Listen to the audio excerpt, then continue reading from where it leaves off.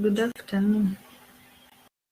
So today we are basically in topic 7, but because the system was down last week, let me do a recap of last week's work, then move to this week. So last week we were supposed to, on Thursday from 2, we were supposed to learn about horse devoirs and salad. So a horse devoir and salads are basically starters that we have, or appetizers that we have in the kitchen. And they normally come in small portions, already served on a plate, cold or chilled. And their purpose is normally to stimulate one's appetite. It gives you the urge to eat. That is the purpose of horse devoir and salads that come from the kitchen. So purposes from the notes, they add a variety to the menu. That is mean several ranges of foods. Types of food are added to the menu that will be appealing to your eye and easily digestible. Then they come in a variety of flavors and textures. So horse devoirs are cold. Some are made of one ingredient, some are made of several ingredients put together. That is the variety, flavor, and texture. Then they are easily prepared. And lastly, both horse devoirs and salads should have a good appearance that are appealing to the eye. They should be clean, colorful to stimulate a guest's appetite when they are presented to him or her. Rules to be observed while preparing horse devoirs and salads are as follows. So point number 1 is that you should be aware of the texture and flavor of the raw material. That means when you mix the ingredients together, you should be aware of the way the food should look like. Number 2, you should understand what combination of foods, for example, salads, are suited to be served with, and also other foods such as cold meat. Like you need to understand when you are doing a menu, salads are suitable to be accompanied by which type of food. Cold horse devoirs are good to be accompanied with what types of food, so that the guest has a flow of food when he or she is consuming. Then another rule is that they develop artistic skills on somebody. When you do it so well, you cut your vegetable meat so neatly, combine it so well, it normally shows how artistic you are, how creative you are as an individual. Then they provide an attractive presentation of food all the time. Beauty of food appears. Then the last rule is that cold food should be removed from the refrigerator and allowed to be at room temperature for 5 to 10 minutes before you serve a guest. So even if a horse devoir should be served cold, we normally say it is chilled. When it is too cold, again, you normally like affect the guest in when it comes to the consumption of the food, because it is too cold. So when you are doing cold foods, remember to remove them from the refrigerator for around 10 minutes before you serve the guest. Types of horse devoirs: we have single ones, single cold foods which you will serve the guest: salmon, pate, or melon. It means it is made up of one ingredient. It is a single ingredient horse devoir, and it is served cold. Salmon is salmon fish. Pate is normally liver, chicken liver. Then melon is normally the normal watermelon. Then we have well-seasoned Côte d'Ivoire dishes. We also have example like a canapé. Small tidbits, small food items cut into small shapes, small portions that are served from the kitchen for the guest to consume. Then we have salads. A salad is normally a combination of fruits, vegetables, or any other food material that is served cold and crispy. And most salads may have dressings on them. Salads are classified into two. We have simple salads and we have compound salad. A simple salad is normally made of one basic ingredient. For example, beetroot, tomato, cabbage, etc. While compound salads are normally made of two or more ingredients mixed together. Importance of salad in the diet. They add color to the meal. They add nutrients to the diet. Remember, each food item put as a salad has some nutritional value on it. They add food value, whether it is fresh, dried, cooked, to the food item you're consuming. Salads add roughage to the diet in the form of cellulose when you consume food that are rich in the green coloring matter. Then root vegetables and pulse vegetables that will be used in salad add carbohydrate and a supply of vegetable protein. So an example of root vegetables like Irish potatoes.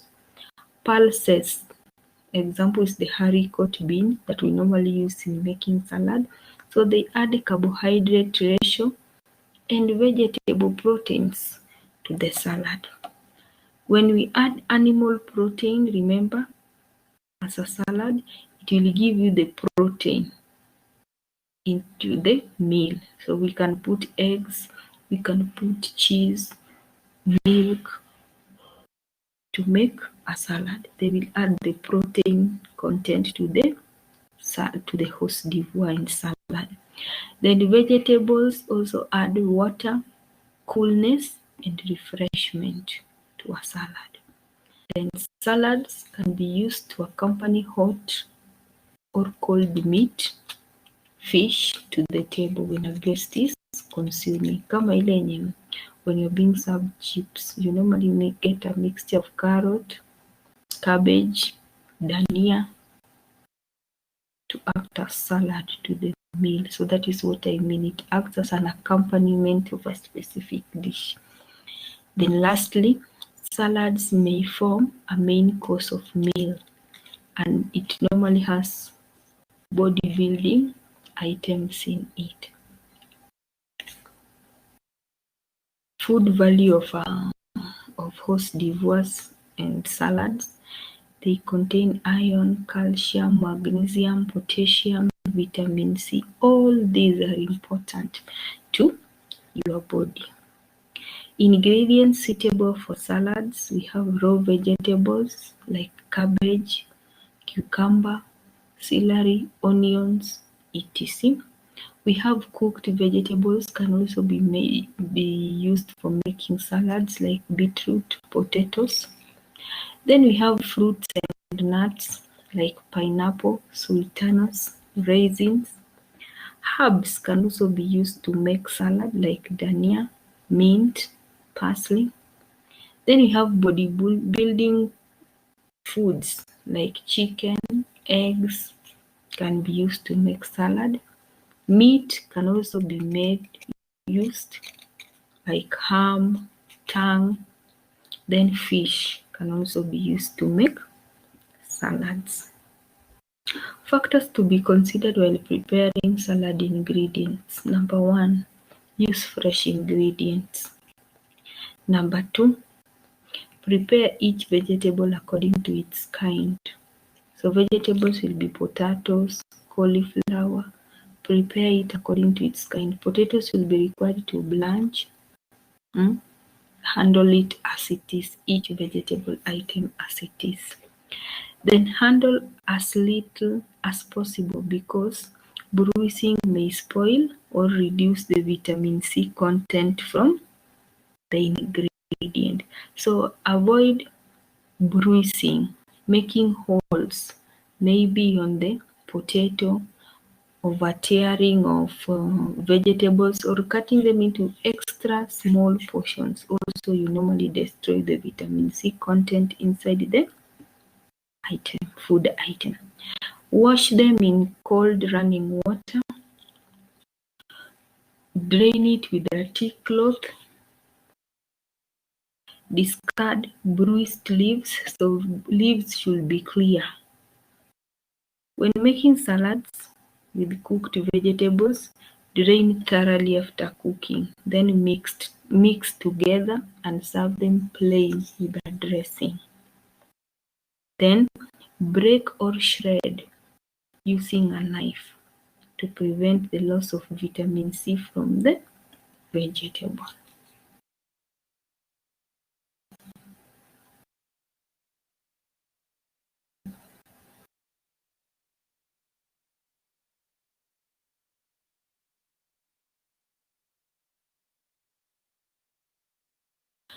More rules for making salads. All vegetables must be fresh as possible. Wash and drain them. Prepare the salad just before serving. If they are to be kept for a while, cover it and keep it preferably inside the refrigerator. The dressing should be added at the last moment, just before serving, to prevent the dressing from extracting flavors from the vegetable, which will not make it presentable to the guest. Avoid a very wide variety of ingredients. 3 or 4 ingredients is normally enough to make a compound salad. The more you add more colors, it will be disrupting even to the guest's eye. Lastly, you can use some bright colored ingredients for garnishing. And garnishing is normally the process of making a food item look colorful and beautiful. Then we normally have salad dressings in the kitchen. And when you choose a dressing, it should be suitable and sufficient to that salad, of which it should not spoil the flavor, the original flavor of that salad. So salad dressings are made of several things. We have oil, vinegar, seasoning, flavoring, and so much more. Always do not soak your salad in a dressing, oil or vinegar, because it is likely to get spoiled. When it reacts, a reaction will occur with vinegar or any of them and will make your salad not look appealing to the eye of the guest. So just put it in mind that dressings are normally put onto a salad. They are added onto a salad as the last thing prior taking the salad to the guest. So we have several dressings in the kitchen. Mayonnaise is an example. And in the previous topic, we talked about sauces, stocks, and soups. So I know right now you know what is mayonnaise, a very basic sauce in the kitchen, and it is also used to make the mayonnaise dressing in the kitchen. We also have vinaigrette dressing, also very important inside the kitchen. So I have just identified 2. Kindly give me 5 basic dressings used in the kitchen.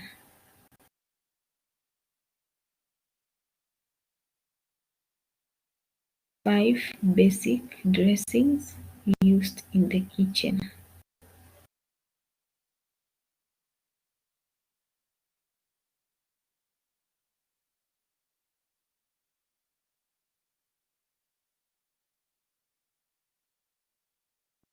So Today we were to talk about egg cookery. Egg is a very important protein and a very important item in the kitchen. They have a very high protein content, and they're also a source of so many vitamins like vitamin A, vitamin D and E, and even nicotinic acid. That's why it is very important for consumption and also usage in the kitchen. The protein inside an egg are always the egg white and the yolk, which are of very high protein content, and also it is the one that normally grows into a chick, which normally leads to the growth of the generation. When I talk about the composition of an egg, the weight of a single egg is normally between 50 to 65 grams. 30% is made up of yolk, 58% made of the egg white, while the 12% is normally made of the shell. The shell is normally made up of chalk-like substance known as the carbonate of lime. So that when an egg is almost to be hatched into a chick, it normally loses its weight up to 9%. So it becomes extra soft so that the chick can be able to prick it, and then it can be in a position to start getting out. So that it can also get out by itself, or the mother hen can assist it to come out.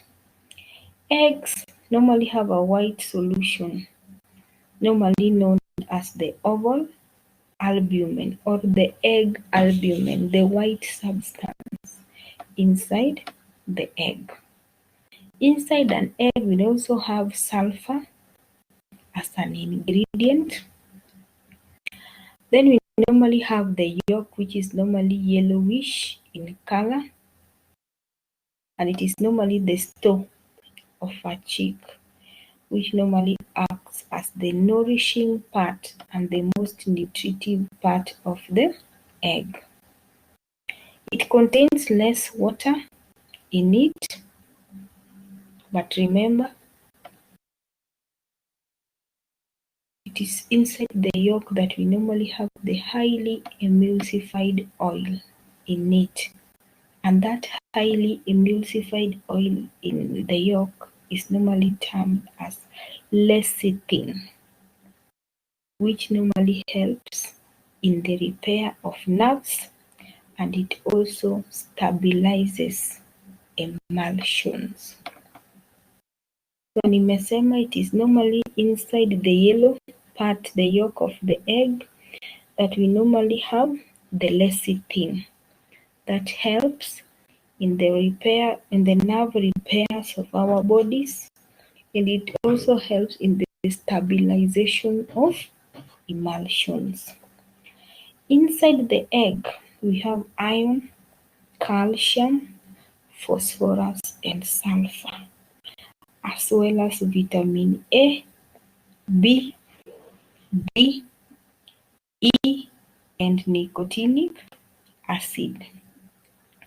Eggs also have sodium, thiamine, some traces of iodine, selenium, zinc, lecithin, and the purpose of lecithin, it is normally an emulsifying agent, and also cholesterols.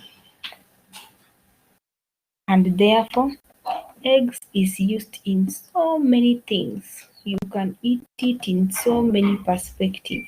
Dried, fried, as an omelette, poached, boiled, and any other way you may find it suitable. So that is where we move to the structure of an egg. I hope you can see the shell, which is the outer membrane, the outer surface of an egg. Then we have the shell membrane just inside the egg. We have the air sac. We have the egg membrane. We have the thin albumen. Then we move to the thick albumen. Then we move to the chalazae. Then we move to the yolk membrane, the yolk, and the germinal disc. That is the structure of an egg.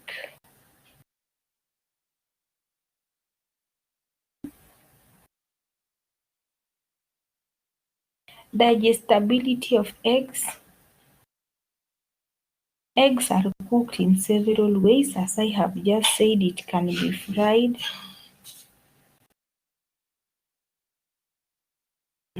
it can be boiled, it can be poached, etc. Absorption of an egg is normally almost complete in your body. Everything is normally absorbed. Effects of cooking and principles of using an egg. Egg albumen, which is normally the protein, is soluble in cold liquid, so it will coagulate immediately heat is applied on an egg. The egg yolk does not harden to some extent or as quickly as the white part due to the high percentage of fat. Therefore, if eggs are overcooked or added too quickly to a hot liquid, they normally curdle as fast as possible. So heat does not have much effect on the nutritive value of the egg, though a little bit of vitamin E is always destroyed. So I have just talked about the structure of the egg. It has the albumen, which is normally the white part of the egg, and it has the yolk. So when you put it to some heat, when you subject an egg to some heat, it normally coagulates immediately, like inaganda, inashikana haraka, to make it opaque and firm. So you normally find that the egg yolk does not harden as fast as quickly as compared to the white part. And this is why we say that the protein content, the nutritive part of an egg is not always lost when you subject it to heat as compared to other items. We whisk eggs in the kitchen, and whisking is the process of breaking a piece of egg into a bowl. Then you take that kitchen equipment known as a whisk.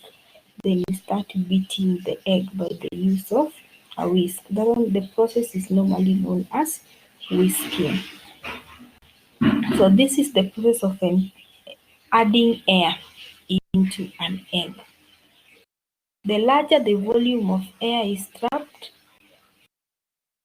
the colder it becomes, and the more it can expand when it is subjected to heat.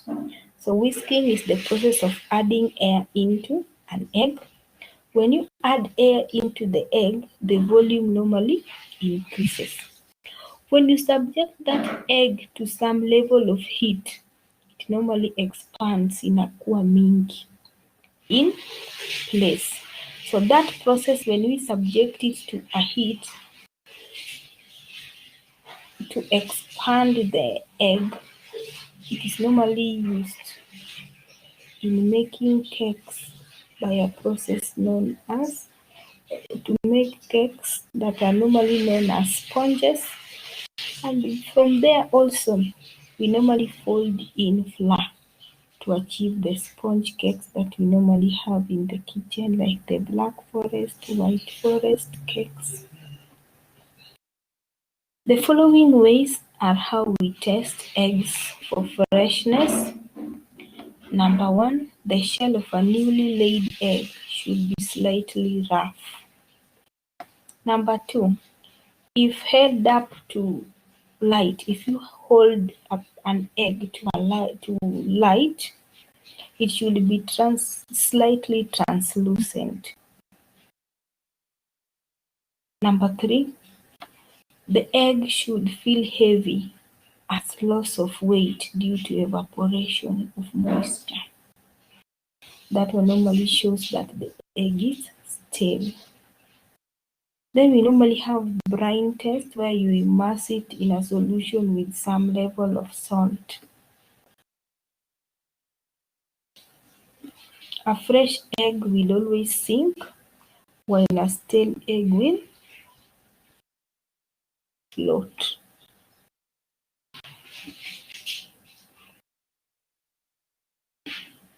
Care must be taken while storing eggs.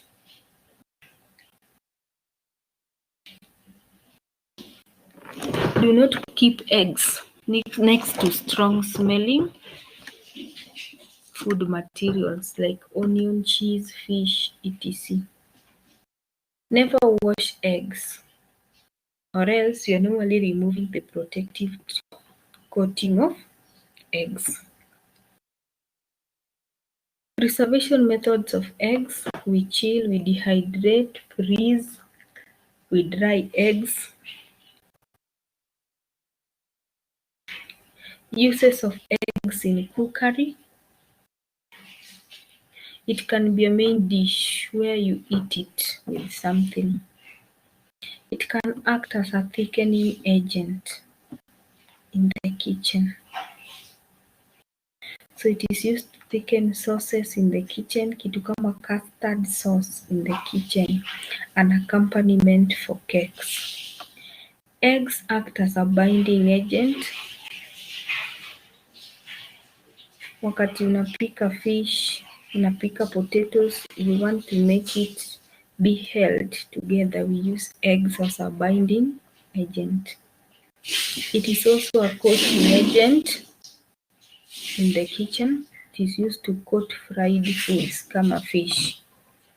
It is an enriching agent because the protein is rich in the yolk and the albumin is rich in some content of protein. It is also a lightening agent or foaming agent. That is when we want it to prepare the sponge cakes in the kitchen. Nimesema you are going to whisk it. When you whisk it on top of some heat, it will form foam that you want. Eggs are also